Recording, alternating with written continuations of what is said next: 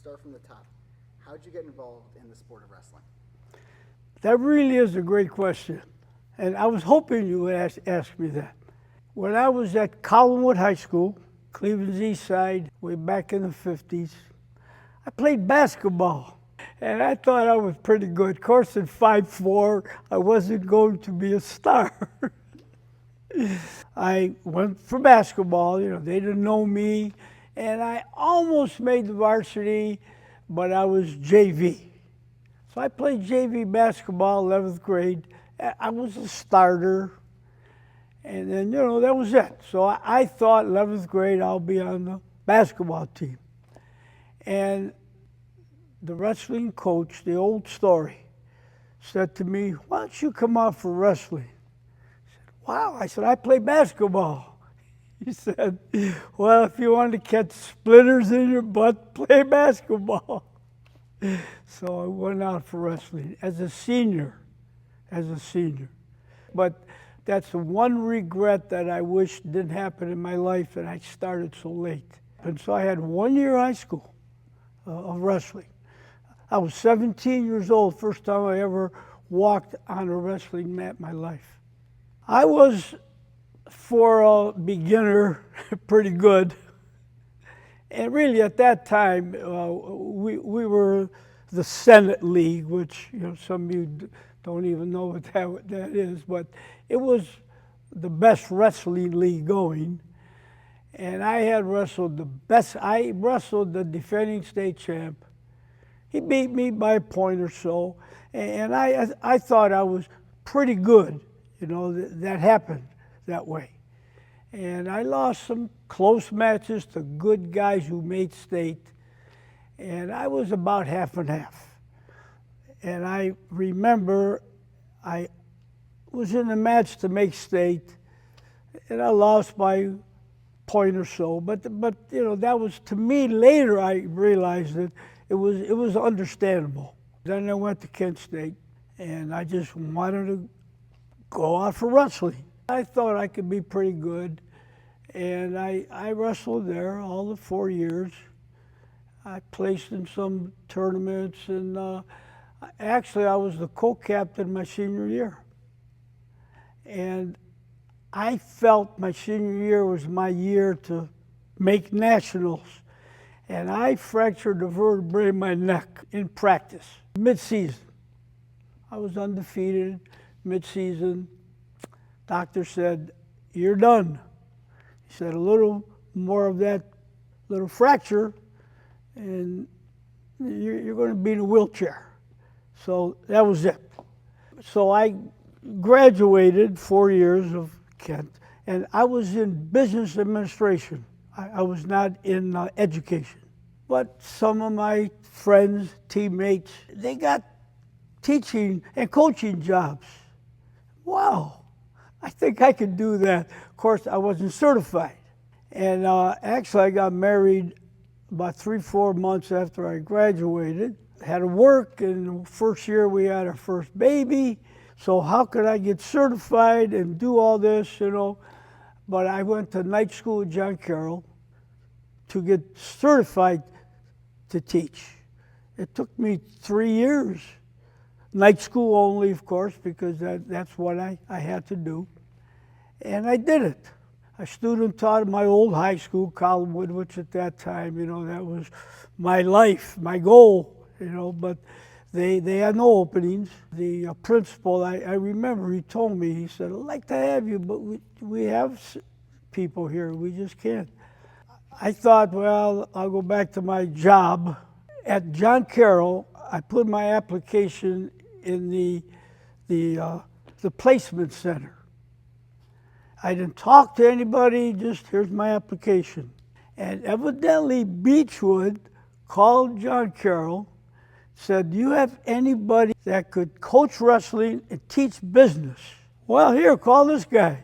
They did. I lived only 7 miles from Beachwood at that time.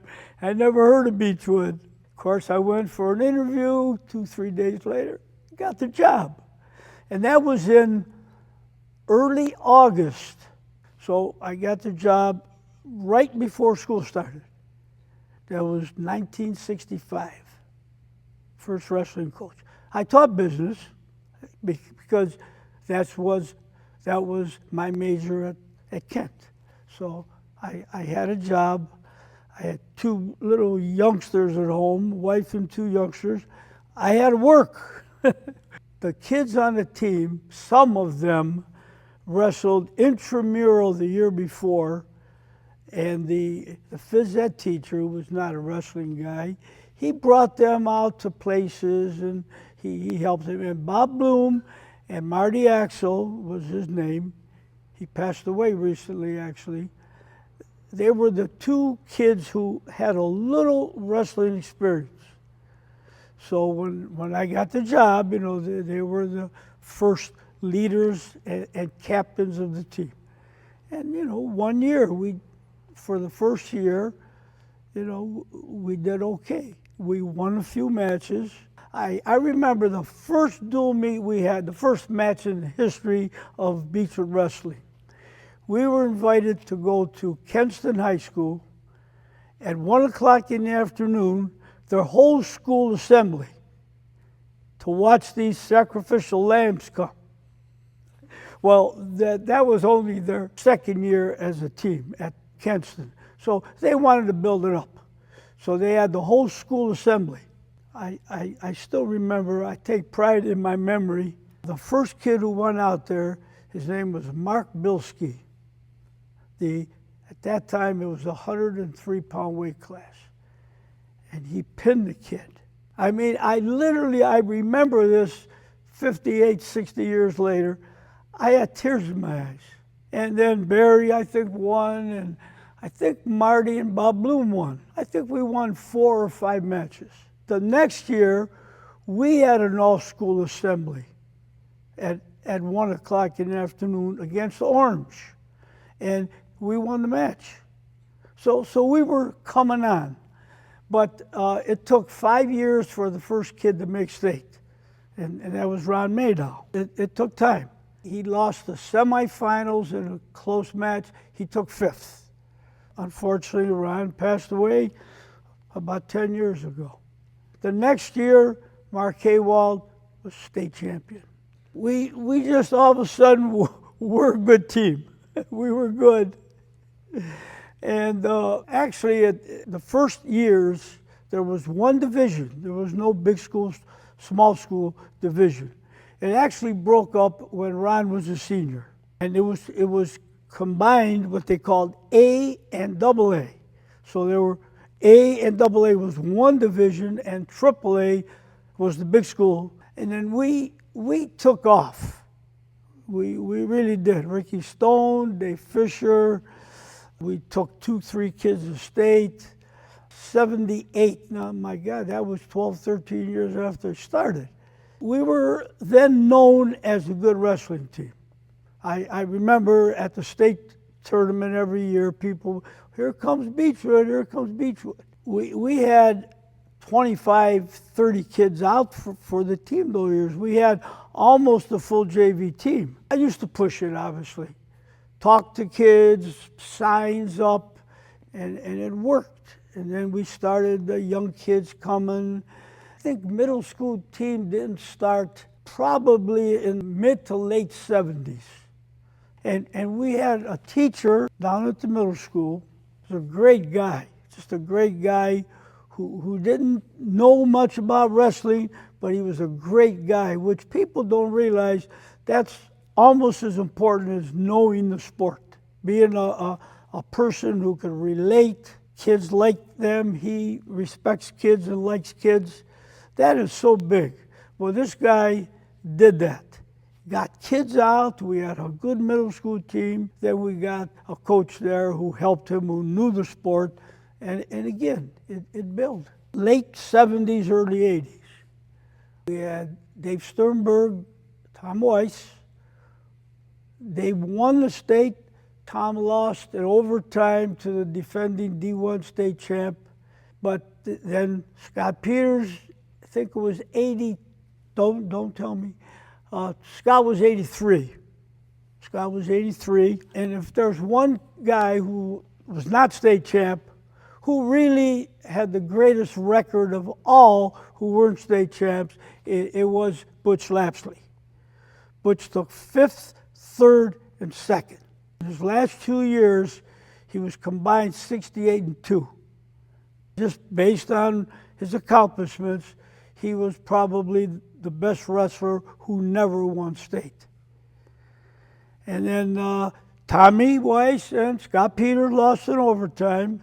And I have personal regrets about those matches, like maybe I did something that hurt them. But, you know, we laugh about it today, both Scott and Tommy. But once in a while they say,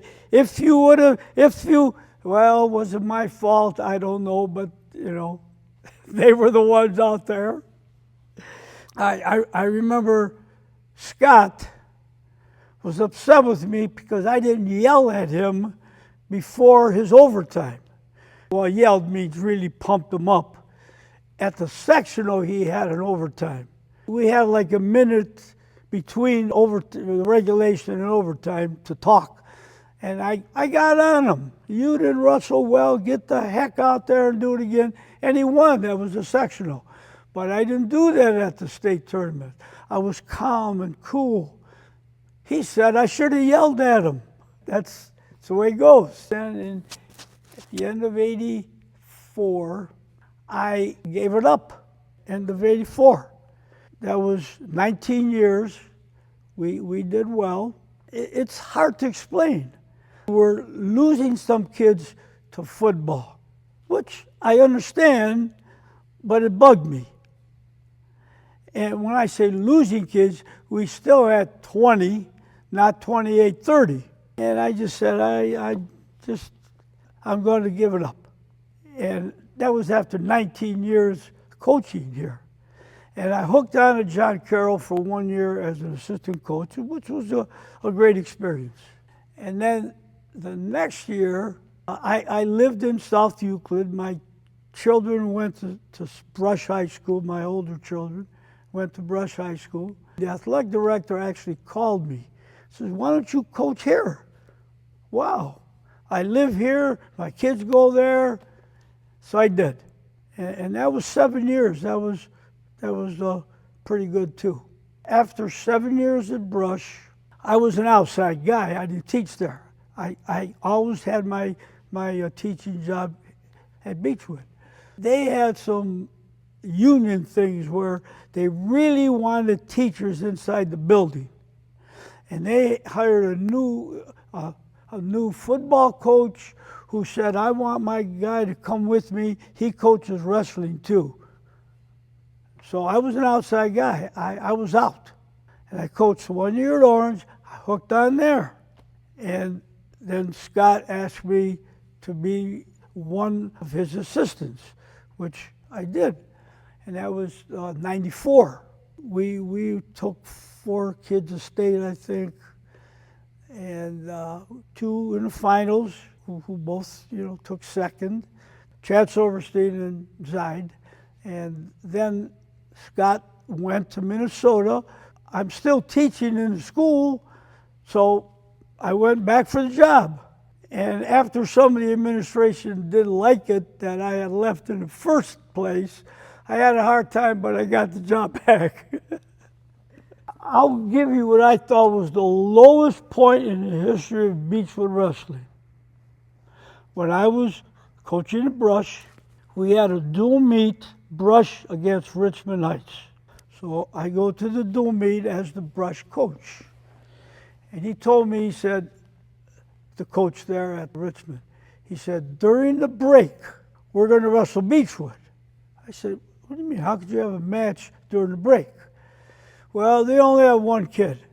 So we had the break, and they had 1 match. And Beachwood took 1 kid to the dual meet. And I remember watching the Richmond Heights kids go out there one at a time, get their hand raised, winning a forfeit. So to me, that was the low point of Beachwood Wrestling. Now then, Pete was with me as an assistant at Brush. I remember he came to my house, we talked in my backyard in South Euclid at the time. He said, I want to take the Beachwood job back. I said, Pete, we're doing pretty well at Brush. Why don't you, so we're doing well. Stay with us. No, and he did the job. He brought it along, obviously with Scott. He brought it back. Mike Goldberg came along. The one year I was at Orange, we had a dual meet against Beachwood. Beachwood beat us. So my record against Beachwood is 0-1. So then after Scott, left, I got the job back, and then we built it up pretty good again. Well, it was already built from Pete and Scott, but then we built it up, did very well, up to 03 when we were second in state, took 6 kids to state, 2 state champs, 2 seconds, which was really the best record year of all. And then I became an assistant to Carcelli for 1 year, and then middle school, which I still am, except I'm now Chuck Garofalo's assistant. I joke and say I have the lowest possible job, middle school assistant wrestling coach. But I love it. And I joke with Chuck, who's one of my very best friends. Chuck, you make all the money more than me, and I still do all the work, which isn't really true. What surprises me, Maverick, how I could right now just go it off. I mean, I'm proud of myself. I'm not like losing it like Joe Biden did, I think I still have the memory. I could talk all that, and I think without preparing, I just went right through it, I can't say there's one thing favorite because so many great things happened, like the state champions. I can't say, whoa, that was the best match, I sat on a chair for 12 state champions, 12 or 13 runners up. I mean, that's a lot of times being there.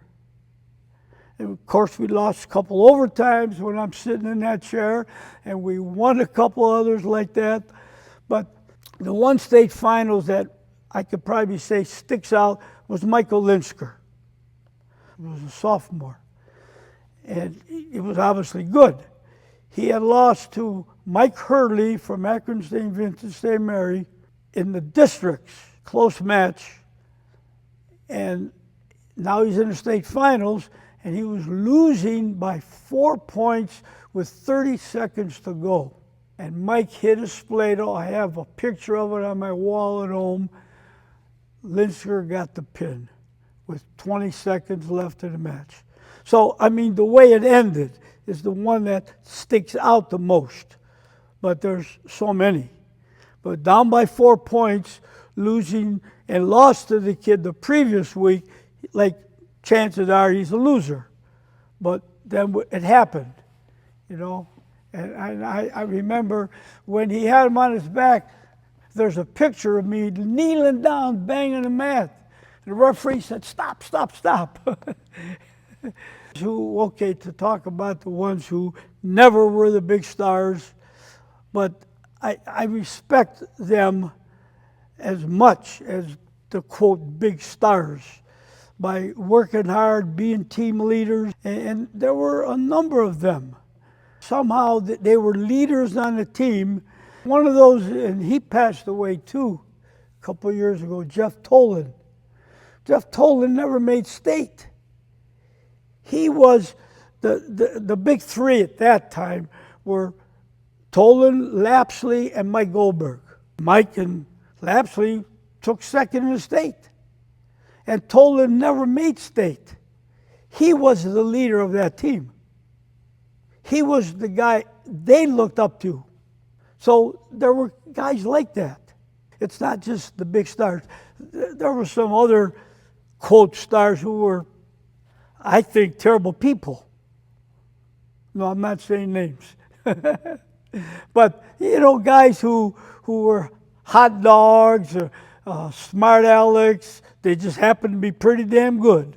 And they worked. There's guys, a kid who worked and put his heart into it, and there's a number of those. Another name, wow, Ellen Krause. Ellen Krause never made state. That was in the 70s, early 70s. Team leader, outstanding guy, bright guy. He didn't make state. Went to college down in Florida. Took pilot lessons in Florida. I don't know if you heard the story. He was in a five-seater, learning how to fly. Plane went down. The other guys died. He survived. I talk and it still chokes me up. I mean, I saw him later, a year later, in a wheelchair, wanted to come to practice. So, guys like that, who have a big impact on me. I thought about this, and people ask me. To me, there's not much difference. Obviously, you got skill set, maturity, but I could remember yelling as much and stomping as much, getting as happy or sad as much for a kid who may have had a 5-15 record, and now he's winning his match. That's the same. I mean, when I say the same, it's the same as winning the state championship. Of course, it's not as big in the overall picture, but to that kid and to me, sitting in the chair it is. I just had a big argument with a friend of mine.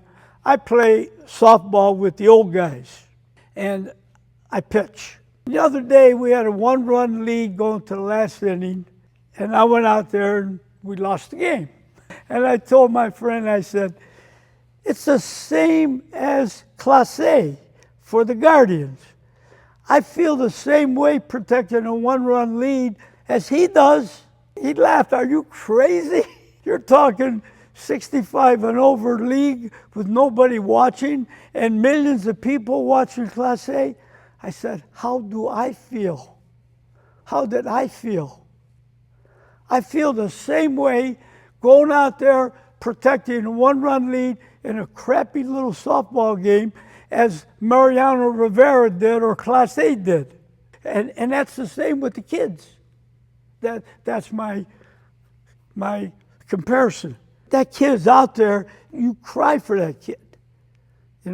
Whether it's state championship in front of 16,000 people, when it's the only match left, like it probably was for the overtimes, or I'm coaching a middle school kid with a 5-15 record, who's now going to win. That's coaching. I mean, that's the feeling of it. It does play through your life.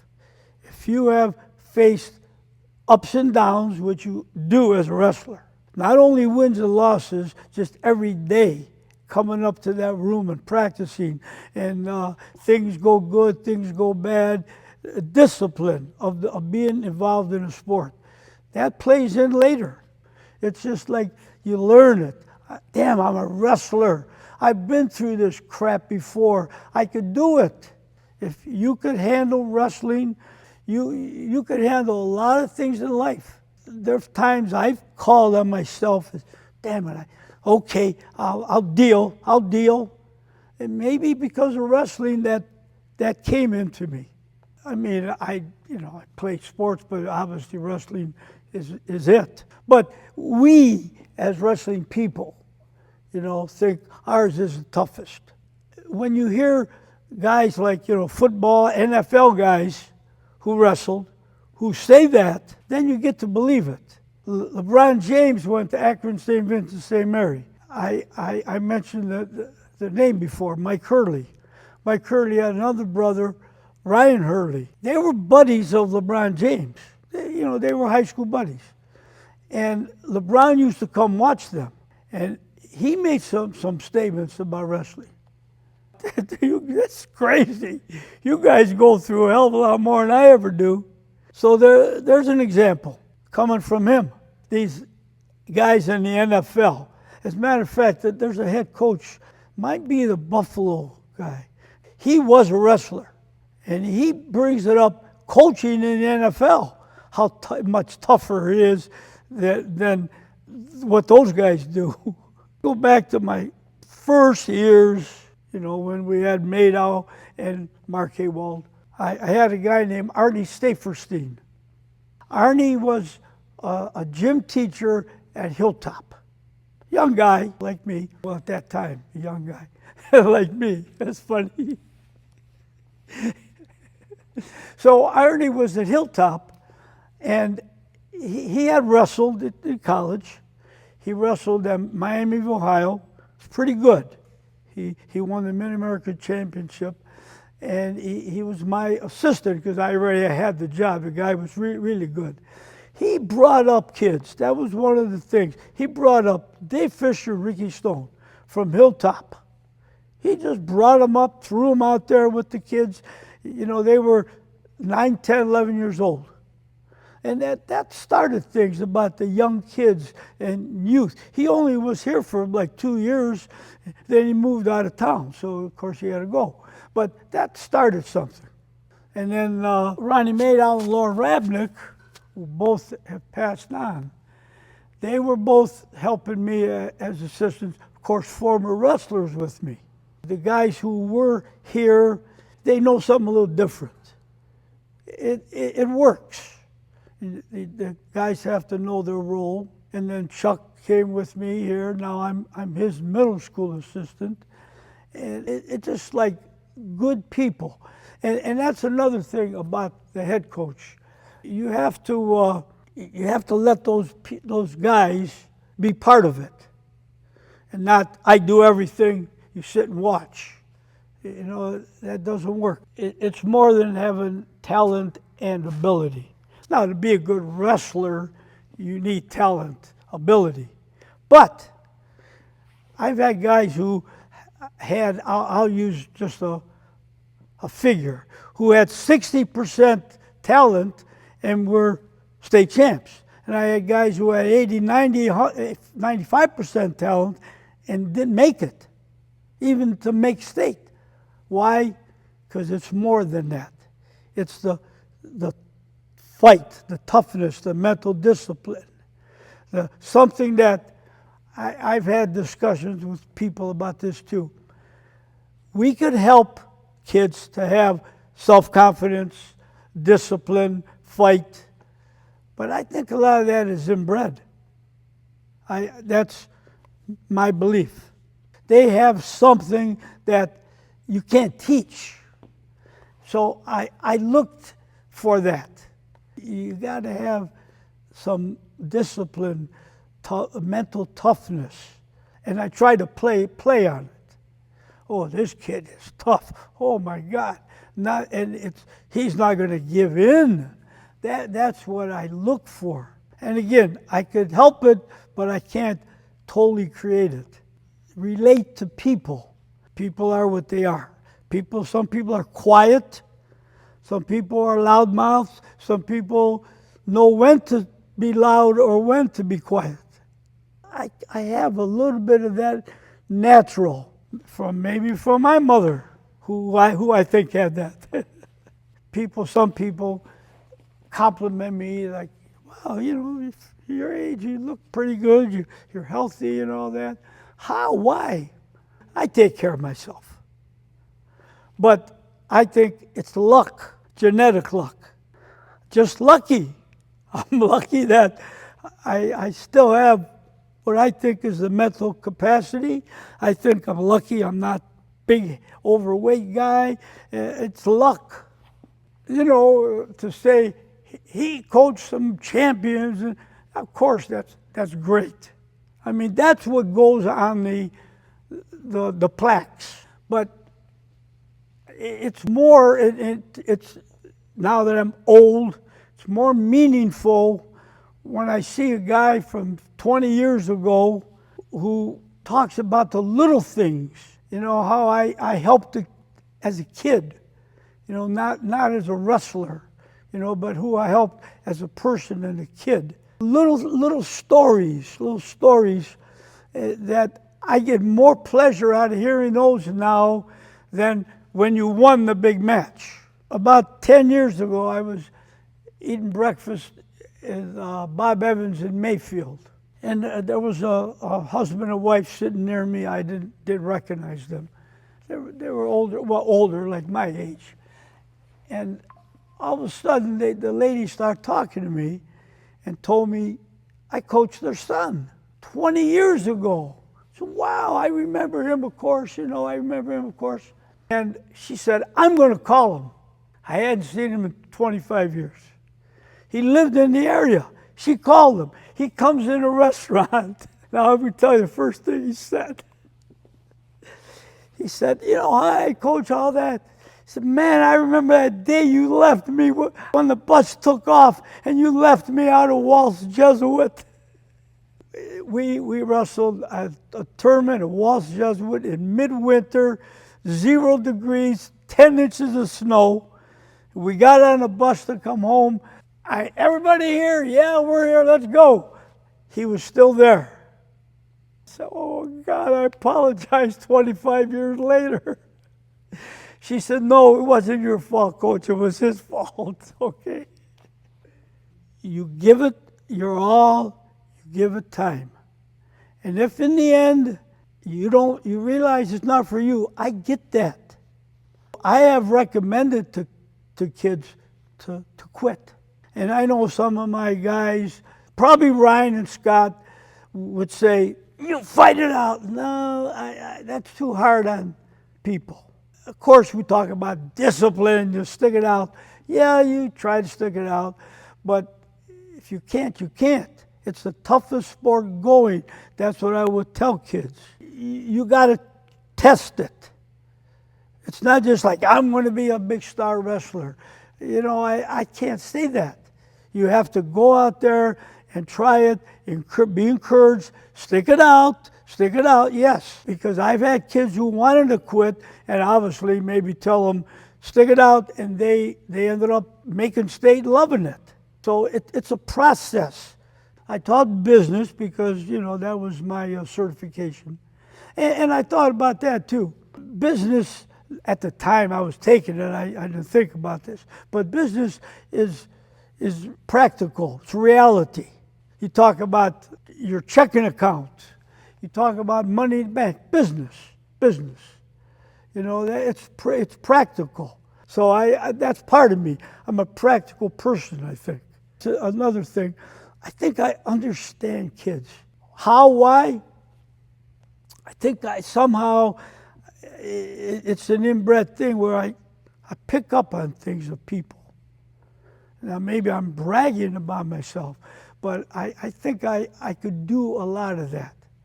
So that's one thing as a teacher that I felt I have. And then after 38, 39 years as an actual classroom teacher, I retired as a teacher and became a special education assistant called a paraprofessional. I loved it. And again, I think I understood my role with those kids. So I have 4 children, 3 of the older children and 1 younger. When I say younger, he's 30 years old, but he's younger. And as a matter of fact, yesterday was one of my daughter's birthday, her 55th birthday, and she's the youngest of the 3, my older 3. I've had 2 ladies in my life who are supportive. And as a wrestling coach, it interferes with your family life. And you hear stories, coaches, I gotta retire, spend more time with the family. That's a common expression for a lot of coaches in any sport. I had the support, 2 ladies in my life, and my children, which is so big when I hear about it and see other coaches who give it up. They give it up because, right or wrong, again, that's what they feel they had to do. I've been lucky all these years. I didn't have to give it up. I still play softball with the old man group. It's an old guy group. But there's some pretty good guys in there. We still yell and scream during the games. And I like music. If I could have another life and not teach and coach, I would like to be an entertainer. a singer, musician. That's crazy. But maybe that's, again, part of my personality. A little showy, I admit. I like music. I listen sometimes Neil Diamond songs. I'm more into lyrics now than I ever was. And I relate to, a lot of it's wrestling. I relate to Neil Diamond's song, The Life of It All, or something like that. Oh, come on. The story of my life. Doggone you, Maverick.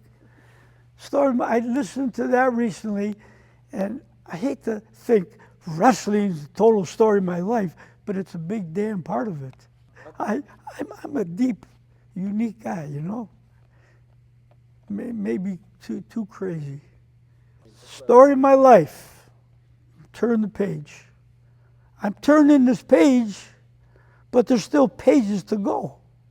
I remember, and again, this is crazy, when I left Beachwood's job coaching in 1984, having a team meeting the spring of the year. And that's when I told them, I'm just going to give it up.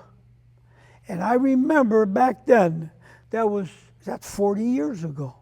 I actually used the term from that song, then, turn the page. I'm going to, because Bob Seger has been around a long time. That might have been one of the hits then, I don't remember that. But I heard it today coming here.